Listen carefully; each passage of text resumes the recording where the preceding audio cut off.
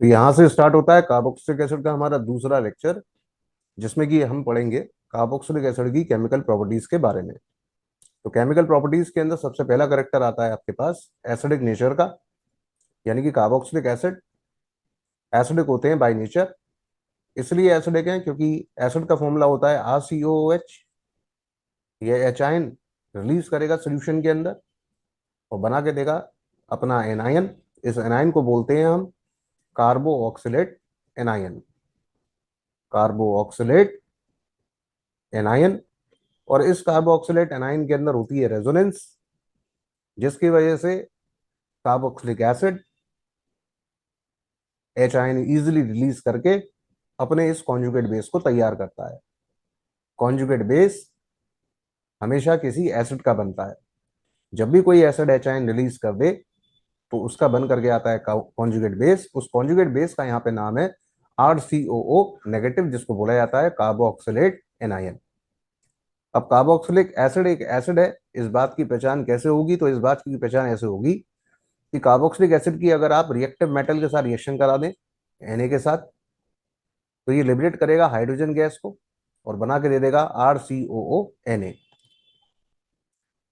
Similarly अगर strong base के साथ आप रिएक्शन करा देंगे तो एसिड स्ट्रॉन्ग बेस के साथ रिएक्ट करके अपना सॉल्ट बना लेगा RCOONA, साथ ही साथ रिलीज करेगा वाटर को।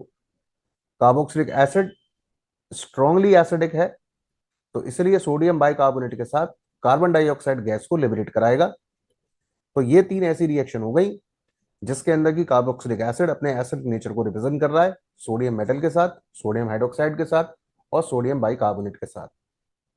जो लास्ट वाली रिएक्शन मैंने आपको बताई है, अगर वो रिएक्शन हम फिनॉल के साथ कराते हैं तो फिनॉल भी एसिडिक होती है नेचर के अंदर, लेकिन कभी भी फिनॉल सोडियम बाइकार्बोनेट के साथ रिएक्शन नहीं देती, जो इस बात को रिप्रेजेंट करती है कि फिनॉल एक वीक एसिड है और कार्बोक्सिलिक एसिड फिनॉल के कंपैरेटिव एक स्ट्रॉन्ग एसिड है। नेक्स्ट बात करते हैं effect of substituents on acidity of carboxylic acid. तो इफेक्ट्स ऑफ सब्स्टिट्यूएंट्स के अंदर आ जाएं तो effects of substituents on acidity of carboxylic acid के अंदर, अगर आपके पास कार्बोक्सिलिक एसिड के साथ इलेक्ट्रॉन विड्रॉइंग ग्रुप अटैच है, जैसे कि मान लीजिए कि फ्लोरीन अटैच है, तो जितने भी इलेक्ट्रॉन विड्रॉइंग ग्रुप हैं ये बड़ी इजीली एच आयन को रिलीज करा करके वर्क करके आने वाले कॉन्जुगेट बेस को हाईली स्टेबल करते हैं। यानी कि जितने भी इलेक्ट्रॉन विड्रॉइंग ग्रुप होते हैं, ये electron withdrawing group easily carboxylic acid में से एच आयन को रिलीज करा करके कॉन्जुगेट बेस को स्टेबल करते हैं। किसी भी एसिड की एसिडिटी कॉन्जुगेट बेस की स्टेबिलिटी पर डिपेंड करती है।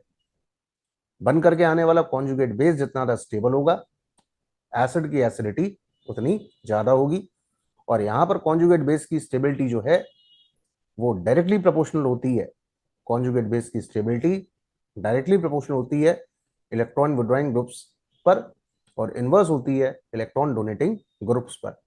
यानी कि जितना स्ट्रॉन्ग इलेक्ट्रॉन विड्रॉइंग ग्रुप लगा होगा कॉन्जुगेट बेस उतना ज्यादा स्टेबल होगा, एसिड की एसिडिटी उतनी ज्यादा होगी। तो अगर हम कंपेयर करते हैं एसिटिक एसिड को फ्लोरो एसिटिक एसिड से, तो फ्लोरो एसिटिक एसिड जो हुआ वो एसिटिक एसिड कंपैरेटिव एक स्ट्रॉन्गर एसिड होगा।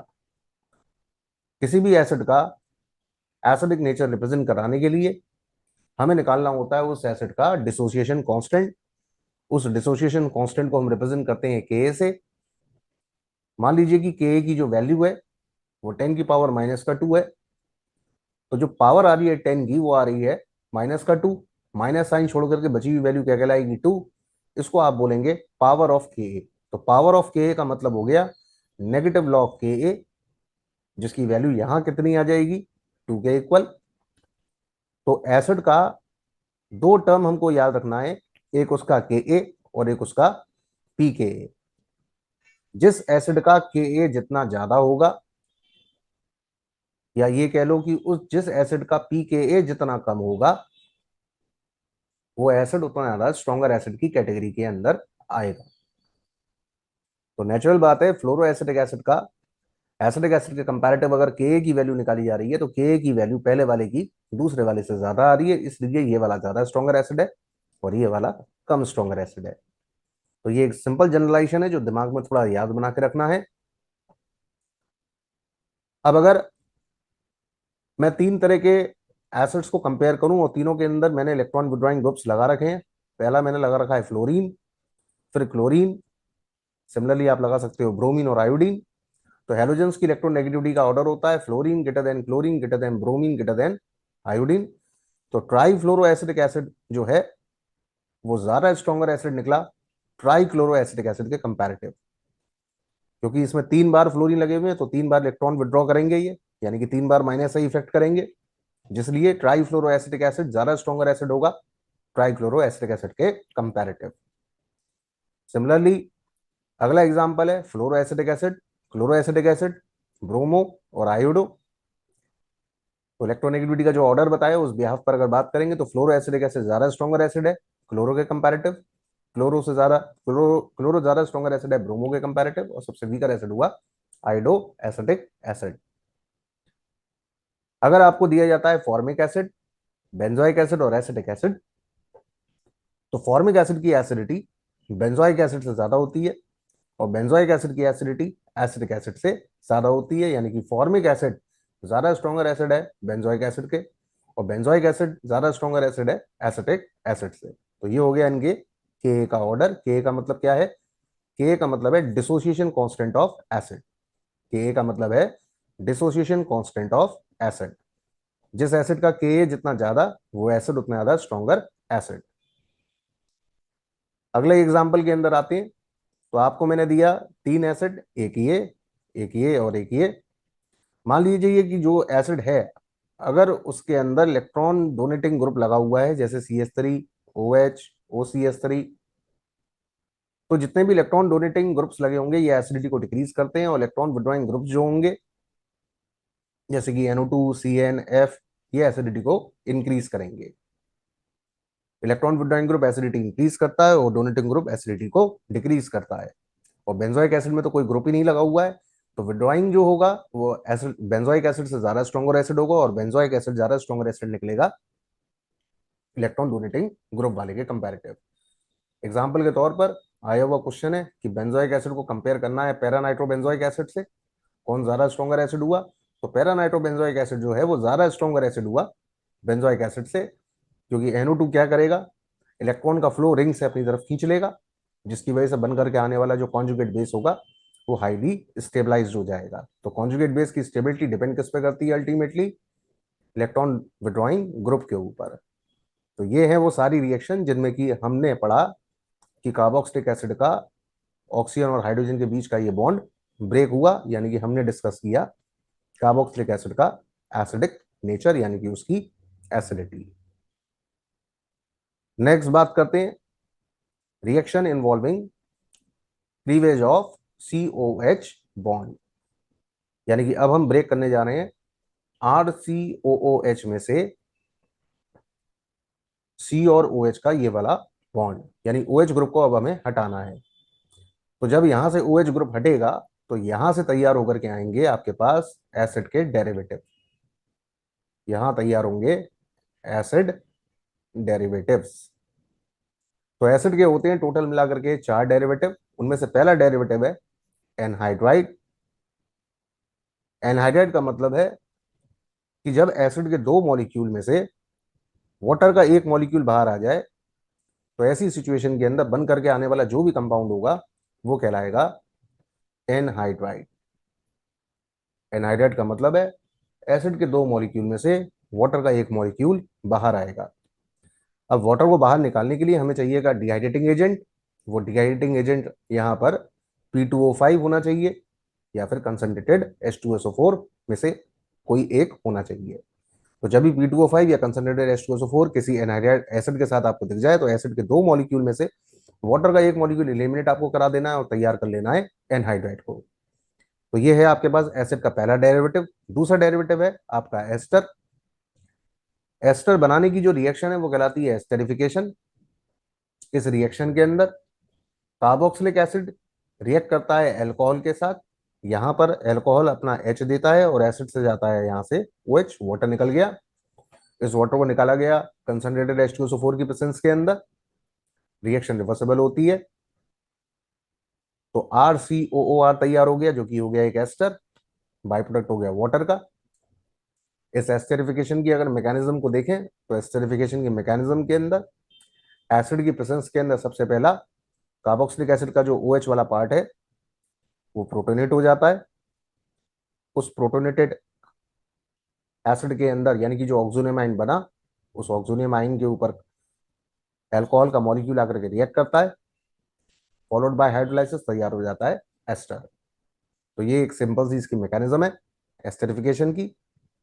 आपको ये याद रखना है कि जितना छोटा अल्कोहल और जितना छोटा एसिड होगा साइज के अंदर, एस्टरिफिकेशन की रेट उतनी ज्यादा होगी।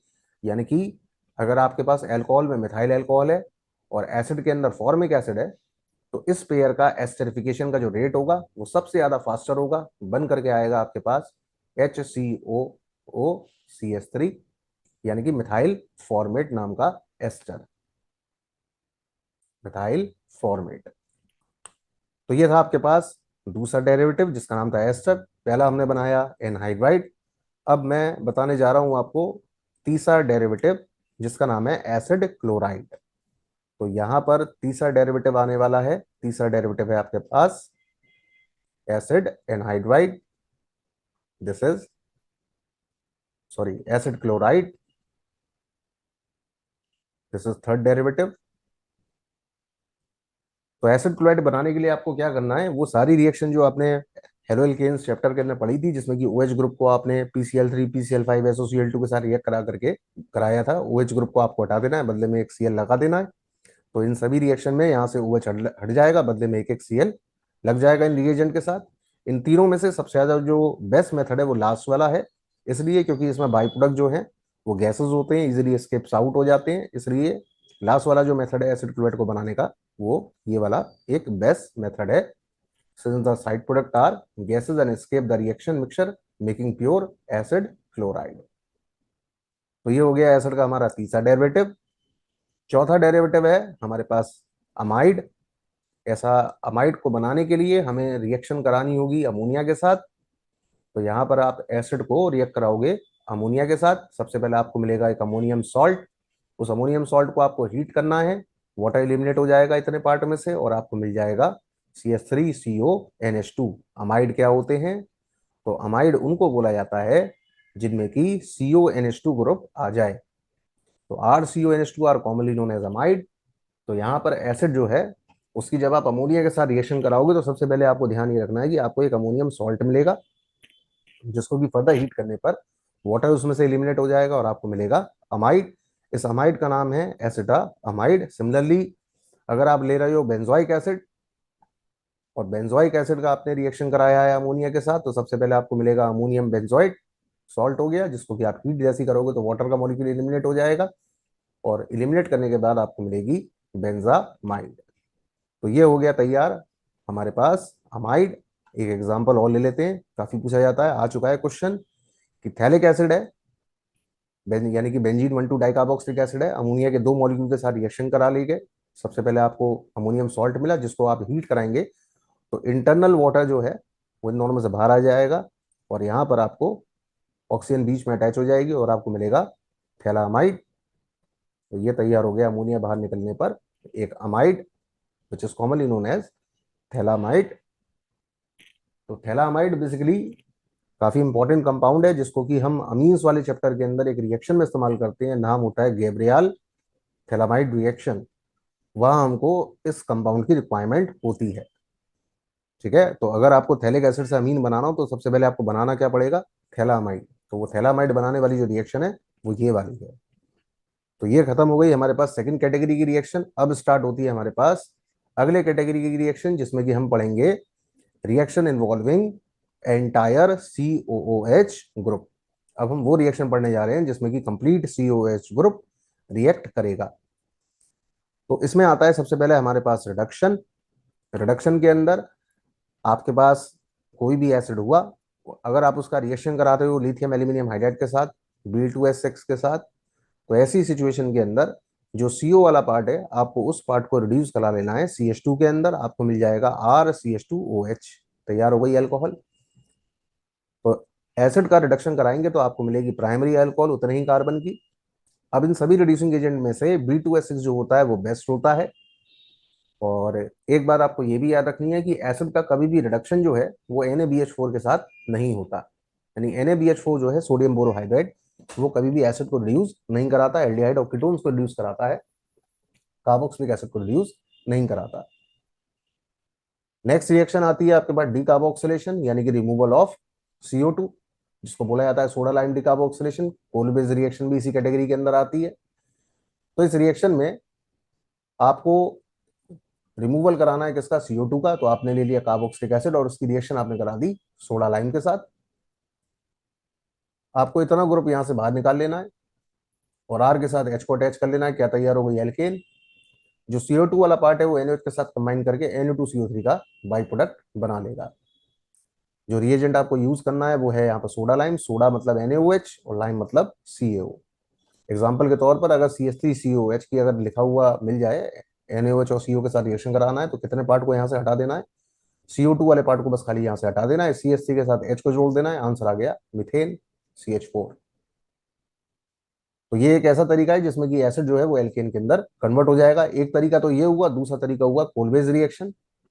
इस कोलबेज रिएक्शन के अंदर आपके पास एसिड का एक्वस सोल्यूशन है, अल्कलाइन मीडियम में आप उसकी इलेक्ट्रोलाइसिस कराओगे। तो आपको सबसे पहले इसका सोडियम सॉल्ट जो है उसकी इलेक्ट्रोलाइसिस करानी है। ध्यान ये रखना है बॉन्ड आपको अब की बार यहां से ब्रेक करना है, इसके दो मॉलिक्यूल कर देने हैं, CO2 बाहर हो जाएगा, सोल्यूशन के अंदर NaOH बनेगा, सोल्यूशन के अंदर NaOH बनेगा, CO2 बाहर हो जाएगा, हाइड्रोजन लिबरेट होगी और CH3 के दो मॉलिक्यूल आपस में अटैच हो जाएंगे। तो आपको मिल जाएगा सीधा 2 कार्बन का एल्केन, नाम हो गया इथेन।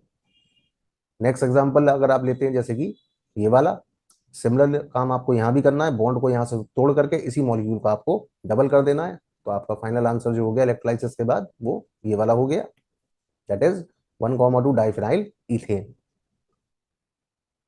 उसके बाद अगली रिएक्शन आती है कार्बोक्सिलिक एसिड के एल्काइल पार्ट की रिएक्शन, यानी कार्बोक्सिलिक एसिड आपको बताया था RCOH, और अब आपको उस RCOH में से इस R वाले पार्ट का जो है वो रिएक्शन करना है, यानी रिएक्शन इन्वॉल्विंग हाइड्रोकार्बन पार्ट।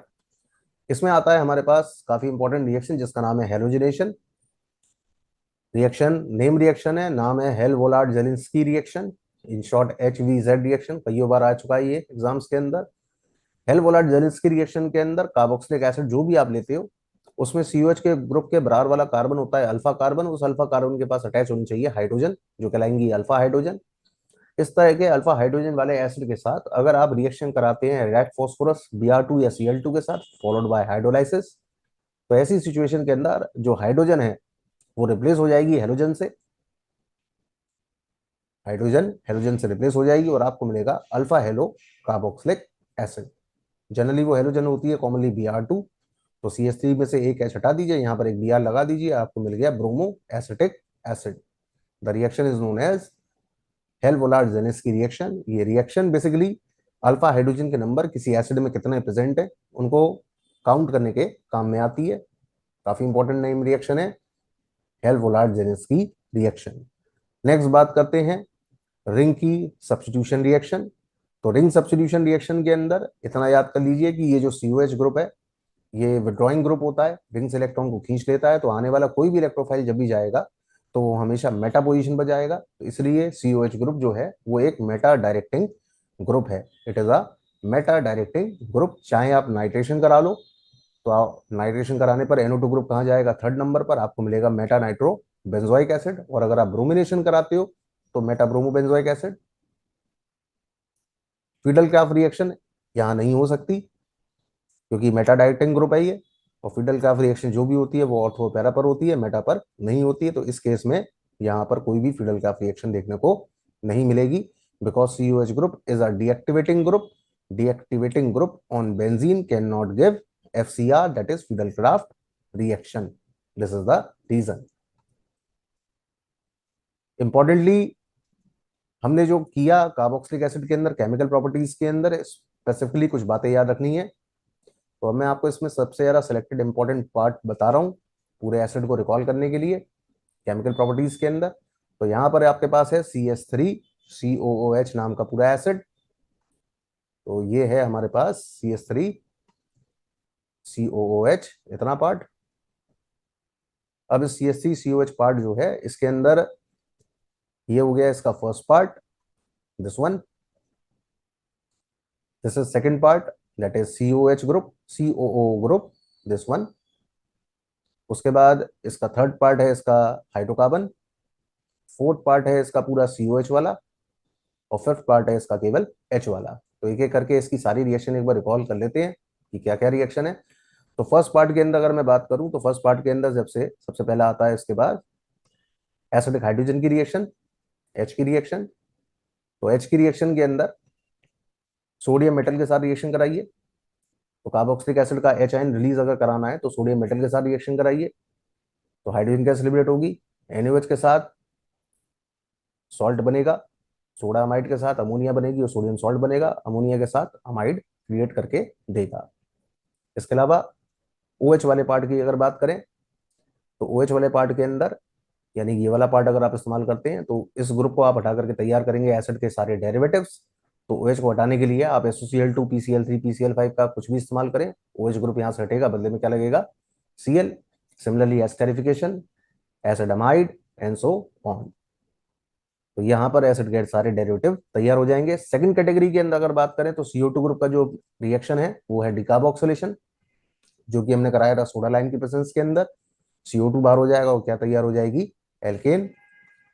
उसके बाद थर्ड कैटेगरी के अंदर यानी कि ये वाला पार्ट, थर्ड कैटेगरी के अंदर आता है हाइड्रोकार्बन पार्ट, जिसमें कि आपने पढ़ा था हेल-वुलार्ड जेलेंस्की रिएक्शन, आपको मिलेगा अल्फा हेलो कार्बोक्सिलिक एसिड। उसके बाद कंप्लीट COH ग्रुप की जो रिएक्शन है फोर्थ नंबर पर, उसके अंदर रिडक्शन आता है। तो B2S6 के साथ आपने रिडक्शन कराया, तो B2S6 के साथ रिडक्शन करा के आपको क्या मिलेगा, एल्कोहल। बाकी CO2 रिमूवल के अंदर एक तो नाम ये आ ही गया था डिकार्बोक्सिलेशन का, एक नाम और भी है कोल बेस रिएक्शन, दोनों करा चुके हैं। तो ये है इसकी सारी मेजर क्लास रिएक्शंस पूरे कंप्लीट एसिड की। तो जो पार्ट्स मैंने यहाँ डिस्कस किए हैं वो हैं आपके पास टोटल ये सारे। तो reaction of acidic hydrogen number 1 पर, सेकंड है reaction of COO part, third part है हाइड्रोकार्बन पार्ट, फोर्थ पार्ट है COH part and fifth part है OH पार्ट। तो ये है टोटल 5 पार्ट इसी कार्बोक्सिलिक एसिड के अंदर जिनकी की केमिकल प्रॉपर्टीज डिस्कस होती हैं। तो ये कंप्लीट हुआ पूरा